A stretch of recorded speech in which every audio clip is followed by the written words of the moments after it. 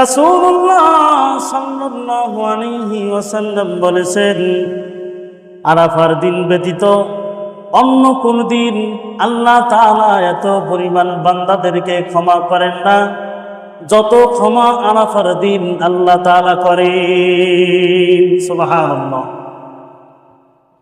আরাফার দিন আল্লাহ তাআলা বান্দাদেরকে যত পরিমাণ ক্ষমা করেন, দুনিয়ার অন্য কোন দিন এত পরিমাণ ক্ষমা করেন না। শুধু তাই নয়, ইমানদার মুসলমান,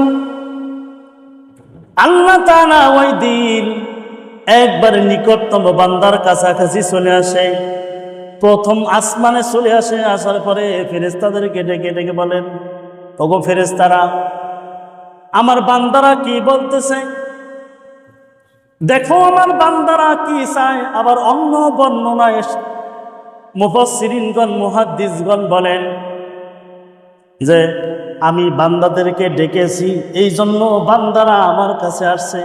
আজকে আমি আল্লাহ তাআলা আমার যে সমস্ত হাজী সাহেবগণ হজ করার জন্য আসছে, এই হাজী সাহেবগণ তারা যেই রকম ভাবে আমার মেহমান, আমিও আল্লাহ তাআলা ওই সমস্ত হাজী সাহেবদেরও মেহমান। আমিও তাদের মেহমান, তারাও আমার মেহমান। শুধু তাই নয়, ফেরেশতাদের সাথে গর্ব করে আল্লাহ তাআলা ওই দিন বলেন, ফেরেশতারা, আমার এই বান্দারা যদি আজকে আমার কাছে ক্ষমা চায়, আমি আল্লাহ তাআলা তাদেরকে ক্ষমা করে দিব। শুধু তাই নয়, ক্ষমা করে দিব এতটুকু বলেই ক্ষান্ত হননি। আল্লাহ তাআলা বলেন, সে যদি অন্য কারো জন্য ক্ষমা চায়, আমি আল্লাহ তাআলা তাকেও ক্ষমা করে দিব। সুবহানাল্লাহ। এই জন্য আল্লাহর নবী মুহাম্মদুর রাসূলুল্লাহ সাল্লাল্লাহু আলাইহি ওয়াসাল্লাম বলেন, খায়রুদ দুআ ইয়াউমি আরাফা। এই 365 দিনের ভিতরে আমরা যেই দোয়াগুলো করি, এই দোয়ার মধ্যে সবচাইতে শ্রেষ্ঠ দোয়া হইল আরাফার দিনের দোয়া। এই আরাফার দিনে হাজী সাহেবগণ যে দোয়া করে, এই দোয়া হইল পৃথিবীর সবচাইতে শ্রেষ্ঠতম দোয়া। এই দিন যদি কোনো বান্দা, কোনো হাজী সাহেব হজে গিয়া আল্লাহ তাআলার কাছে দোয়া করে, আল্লাহ তাআলা তার দোয়াগুলো কবুল করে নেয়। সুবহানাল্লাহ। এই জন্য আল্লাহ রাসূল সাল্লাল্লাহু আলাইহি ওয়াসাল্লাম কি বলেছেন, খায়রুদ দুআই ইয়াউমি আরাফা। আরাফার দিনের দোয়া সবচাইতে শ্রেষ্ঠ দোয়া। সুবহানাল্লাহ, সবচাইতে শ্রেষ্ঠ দোয়া। তাহলে ইমানদার মুসলমান, এই সবচাইতে শ্রেষ্ঠ দোয়া ঘরে বসে যদি আমরা করি, তাতে আমরা কি শ্রেষ্ঠ দোয়ায় শামিল হইতে পারবো নাকি? শ্রেষ্ঠ দোয়ার জন্য যাদের সামর্থ্য হয়েছে তাদেরকে কোথায় যেতে হবে? হজে চলে যেতে হবে। সামর্থ্য হয়েছে, টাকা পয়সা ব্যাংকে জমা রেখে দিলাম, আর আমি যদি কই যে এত টাকা পয়সা খরচ করে হজে যাওয়ার দরকার কি, আমার বাড়িতে আব্বা আম্মা আছে, তাদের দিকে নেক নজরে তাকাইলেই তো হজ উমরার সওয়াব আল্লাহ তাআলা দিয়ে দেয়, তাহলে আমার টাকা পয়সা খরচ করার দরকার কি? ইমানদার মুসলমান, এটা হইল গরিবের হজ, বা এটা হইল মামুলি সবার জন্য। কিন্তু যিনি হজের সামর্থ্য রাখে, তার জন্য সেখানে গিয়ে হজ করাটা আবশ্যকীয় কর্তব্য। আল্লাহ তাআলার ফরজ বিধান অস্বীকার করার কোনো সুযোগ না। অস্বীকার করার কোনো সুযোগ আছে? কোনো সুযোগ নাই। ইমানদার মুসলমান, হযরত আব্দুল্লাহ ইবনে আব্বাস রাদিয়াল্লাহু তাআলা আনহু থেকে বর্ণিত, আল্লাহর নবী মুহাম্মদুর রাসূলুল্লাহ সাল্লাল্লাহু আলাইহি ওয়াসাল্লামের সাথে এক ব্যক্তি আরাফার ময়দানে উটের পিঠে সওয়ার অবস্থায় ছিলেন। দেখেন, হাজী সাহেবরা যদি মৃত্যুবরণ করে, তাদের কতটা সৌভাগ্য যে হজ করতে গিয়া সেখানে হজরত অবস্থায় মৃত্যুবরণ করলো।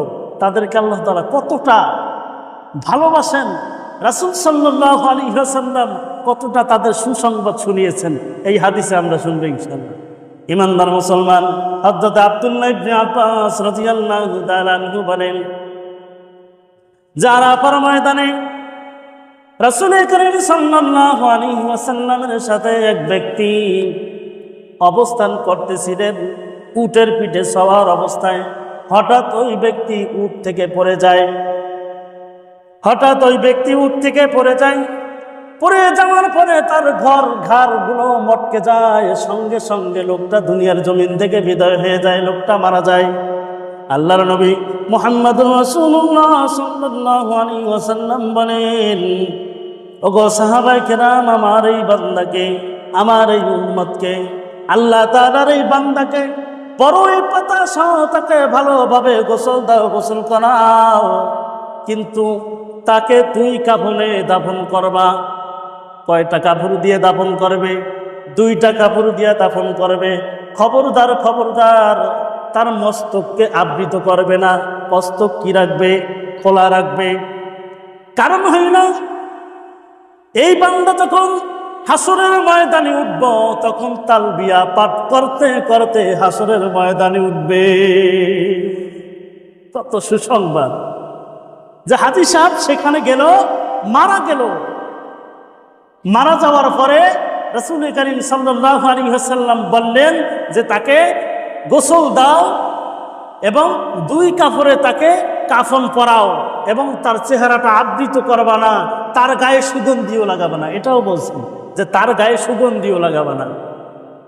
কারণ এই হাজী সাহেব তালবিয়া পাঠরত অবস্থায় সে দুনিয়ার জমিন থেকে আরাফার ময়দানে, দুনিয়ার জমিন থেকে বিদায় হয়ে গেছে হজের দিনে। এই বান্দা যেই রকম দুনিয়ায় তালবিয়া পাঠ করতে করতে মারা গেছে, কবর জগতেও সে তালবিয়া পাঠরত অবস্থায় থাকবে। কবর থেকে যখন উদিত হবে, তখনও সে তালবিয়া পাঠরত অবস্থায় উদিত হবে। সুবহানাল্লাহ। তাহলে কত সুসংবাদ। ইমানদার মুসলমান, আমরা হজ করতে গেলে পরে আমরা তাওয়াফ করি। আমাদের তাওয়াফ করতে হয়, হজের একটা বিশেষ রূপন হইল তাওয়াফ করা। আমাদের তাওয়াফ করতে হয়। হযরত ইবনে ওমর রাদিয়াল্লাহু তাআলা আনহু থেকে বর্ণিত, তিনি বলেন, আমি রাসূলুল্লাহ সাল্লাল্লাহু আলাইহি ওয়াসাল্লামকে বলতে শুনেছি, যে ব্যক্তি হজে গিয়া বাইতুল্লাহ তাওয়াফ করে, সে যে হাঁটা চলা করে, প্রত্যেকটা কদমে কদমে আল্লাহ তাআলা একটি করে নেকি দান করেন এবং তার একটি গুনাহ মাফ করে দেন এবং তার সম্মান মর্যাদা একটি বুলন্দ করে দেন। এই জন্য দেখেন, হাজী সাহেবরা যখন হজ করে আসে, তাদেরকে মানুষ আলাদা একটা সম্মান করে কিনা? হজ করার আগে তাকে যেই রকম মানুষ সম্মান করত, হজ করে আসার পর মানুষ তাকে বেশি সম্মান করে। এলাকার ভিতরে ওই হাজী সাহেব আসতেছে, যে হাজী সাহেব বসেন, হাজী সাহেবের সাথে একটু মুসাফা করেন, বা হাজী সাহেবকে এলাকায় একটা অনুষ্ঠান হইলে হাজী সাহেবকে আগে দাওয়াত দেয়। হাজী সাহেবকে আগে দাওয়াত দেয় যে হাজী সাহেবকে একটু দাওয়াত দাও, হাজী সাহেবকে একবেলা একটু খাওয়াই। একটা এলাকার ভিতরে এক্সট্রা সম্মান। এটা কার পক্ষ থেকে আসছে? আল্লাহ তাআলার পক্ষ থেকে আসছে। ইমানদার মুসলমান, তাওয়াফরত অবস্থায় আরো একটি ফজিলতের হাদিস রাসূলুল্লাহ সাল্লাল্লাহু আলাইহি ওয়াসাল্লাম বলেন, হাদিসটি হযরত আব্দুল্লাহ ইবনে ওমর রাদিয়াল্লাহু তাআলা আনহু থেকে বর্ণিত। তিনি বলেন, যে ব্যক্তি বাইতুল্লাহ তাওয়াফ করবে এবং শেষে 2 রাকাত নামাজ আদায় করবে, বাইতুল্লাহ তাওয়াফ করবে এবং শেষে 2 রাকাত নামাজ আদায় করবে, বাইতুল্লাহ তাওয়াফ শেষ 2 রাকাত নামাজ আদায় করবে। আল্লাহর নবী মুহাম্মদুর রাসূলুল্লাহ সাল্লাল্লাহু আলাইহি ওয়াসাল্লাম বলেন, সে ব্যক্তি একটা গোলামকে আজাদ করলে যেই রকম সওয়াব হয়, ওই রকম সওয়াব তার আমলনামায় আল্লাহ তাআলা দিয়ে দিবে। সুবহানাল্লাহ। গোলাম তো আমাদের বর্তমানে দেশে আছে নাই, এই প্রথা উঠে গেছে। আগের জামানাগুলো, রাসূল সাল্লাল্লাহু আলাইহি সাল্লামের জামানায় এই দাস দাসীর প্রথা ছিল, তারপরেও ছিল, কিন্তু এখন আমাদের এই দাস দাসীর প্রথা কি নাই। যাই হোক ইমানদার মুসলমান, এইখানে একটা মাসালা আছে যে আমরা যখন তাওয়াফ করব, হজে গিয়ে আমরা যখন তাওয়াফ করব, এই তাওয়াফটা হইল নামাজের ন্যায়। নামাজের ভিতরে যেই রকমভাবে কথা বলা যায় না, তাওয়াফরত অবস্থায় কথা বলা যাবে না। এটা হইল একটা কিন্তু মাসালা।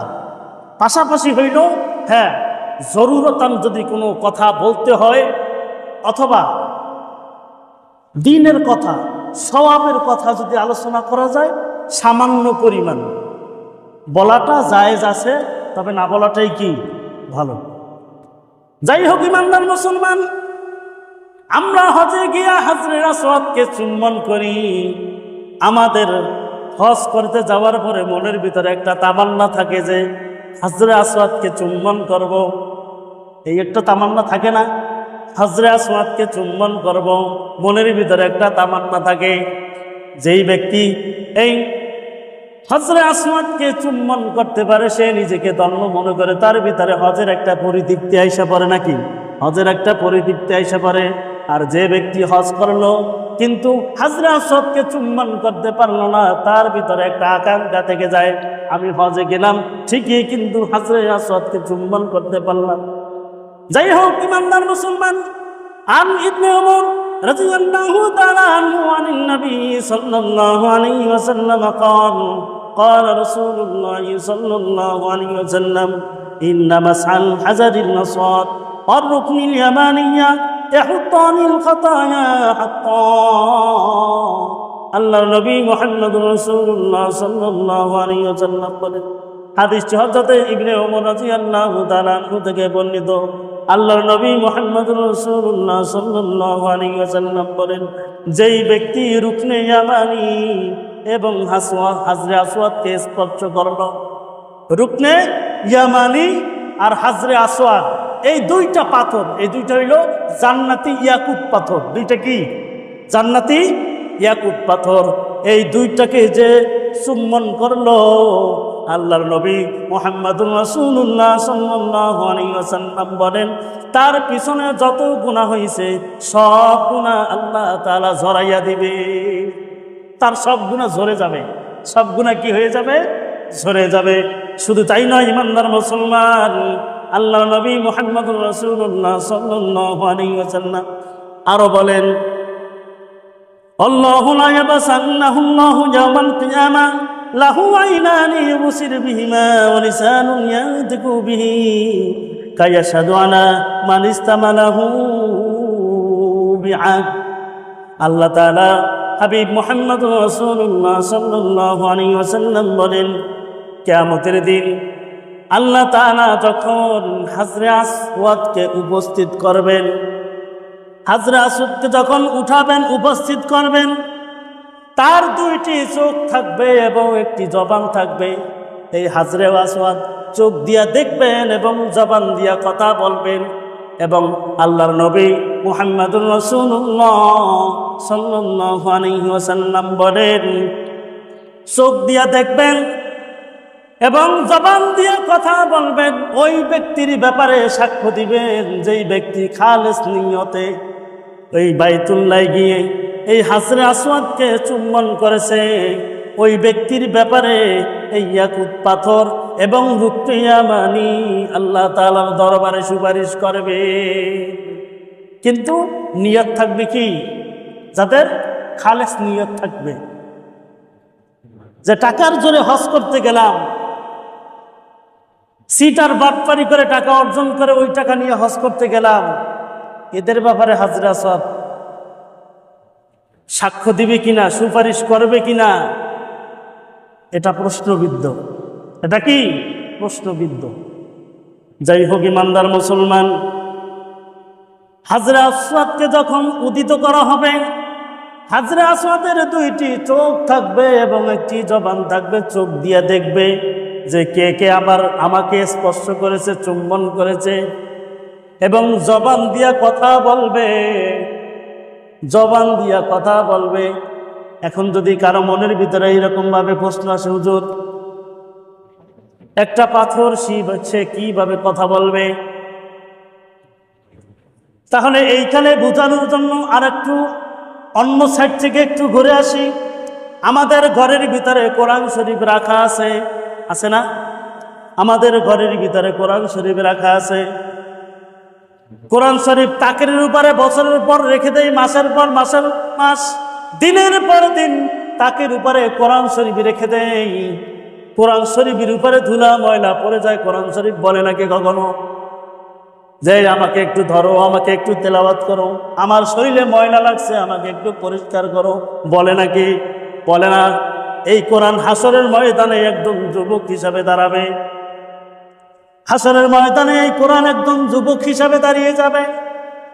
যারা কোরআনের হক আদায় করেছে, কোরআনকে ভালোবেসেছে, কোরআনকে হাতে নিয়ে চুম্বন করেছে, কোরআনকে বুকে জড়াইছে, কোরআন অনুযায়ী তার জিন্দেগিটা সাজাইছে, কোরআন অনুযায়ী আমল করেছে।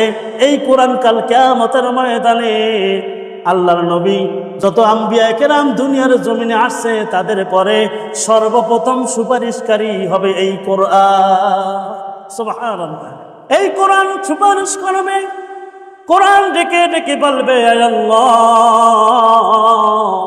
আপনার এই বান্দা আমি কোরআনকে হাতে নিয়া কত মহব্বতের সাথে হাত দিয়া আজমতের সাথে ধরছে, আমাকে চুম্বন করেছে, বুকে লাগাইছে, কোরআন অনুযায়ী সে জিন্দেগিটা সাজাইছে, কোরআন অনুযায়ী সে চলছে, আমল করেছে।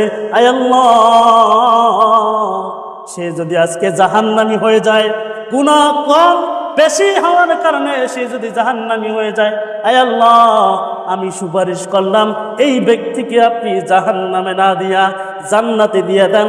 আল্লাহ তাআলা তখন এই কোরআনের সুপারিশ গ্রহণ করে ওই বান্দাকে চিরদিনের জন্য জান্নাতে পৌঁছাইয়া দিবে। তাহলে ইমানদার মুসলমান, এইখানে আমাদের বোঝার জন্য যেটা বললাম যে ইয়াকুত পাথর সেও কথা বলবে, চোখ দিয়া সে তাকাইয়া তাকাই দেখবে। আমরা তো এখন গেলে তার চোখ আছে, দেখা যায়, হাজরে আসওয়াদের চোখ আছে, দেখা যায়, জবান আছে, কথা বলে, কথা বলে না। ইমানদার মুসলমান, শুধু তাই নয়, আল্লাহর নবী মুহাম্মদুর রাসূলুল্লাহ সাল্লাল্লাহু আলাইহি ওয়াসাল্লাম বলেন, নাজারান হাজারুল আসওয়াদ মিনাল জান্নাতি আও আশাদ্দু বায়াতাম মিনাল লাবান ফাসাওয়াদাতহু খাতায়া বানি আদম। আল্লাহর নবী মুহাম্মদুর রাসূলুল্লাহ সাল্লাল্লাহু আলাইহি ওয়াসাল্লাম বলেন, এই হাজরে আসওয়াদ পাথরকে যখন জান্নাত থেকে বের করা হয়েছে, নাজিল করা হয়েছে, অবতীর্ণ করা হয়েছে, এই জান্নাত দুধের চাইতেও সাদা ছিল। জান্নাত, এই হাজরে আসওয়াদ দুধের চাইতেও কি ছিল?